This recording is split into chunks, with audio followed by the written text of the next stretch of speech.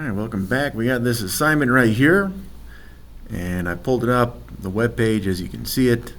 We have the same picture over and over and over. We got 3 pictures on a row, and we have 3 columns, which is why you have 3 rows as classes, and then inside those classes they have a new class in the division tags for each of the columns. So again, these 3 are their own row, and then these 3 are their own row, and then the next 3 are here, somewhere in there, okay? But they've also been styled, which we can see. So the display being flexible just means that the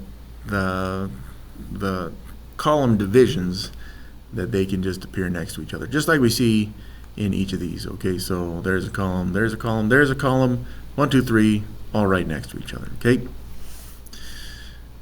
And we've got a border that's dotted. The border color is this color with height and width, with the same height and width for each of the images. Okay, so the box is big enough to fit the image, which is what we would want in this. Now what they want us to do in this assignment is to add a margin right here. So we're going to go with margin.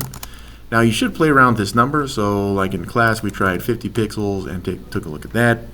And I'll show you what this looks like. So again, what are we expecting right here? Well, remember, in the box model, at the very middle, you have the content, which in this case is a picture of horses.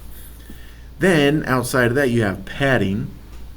And then, outside of the padding, you'll have borders. So there's padding between the content, which again, in this case, is a picture, and the border.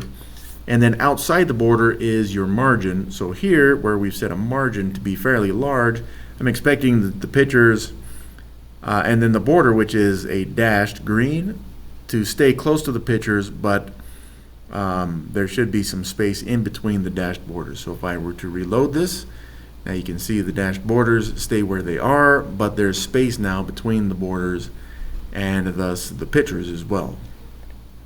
Okay, so we said in classes again, we tried 50, we even tried 0, which again is just kind of the default margin. So you can see there's none there. Or I think we tried 10. Whoops, 10. We may have tried 20, I forget. But again, you'll get some padding in between the borders of the pictures in this case. But in the end, what you want is 15 pixels on this. So, no, I'm sorry. I think, well, let's look at 15, a little bit wider, but I apologize. What you want in the end is 5 pixels there, okay? So in the end, make sure that you save it and then submit and continue so we can get the credit.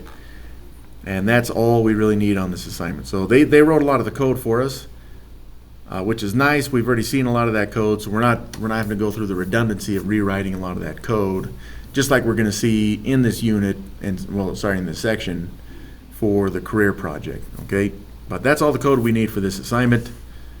If you really need it, hopefully that's a little bit better. But that's as far as we go.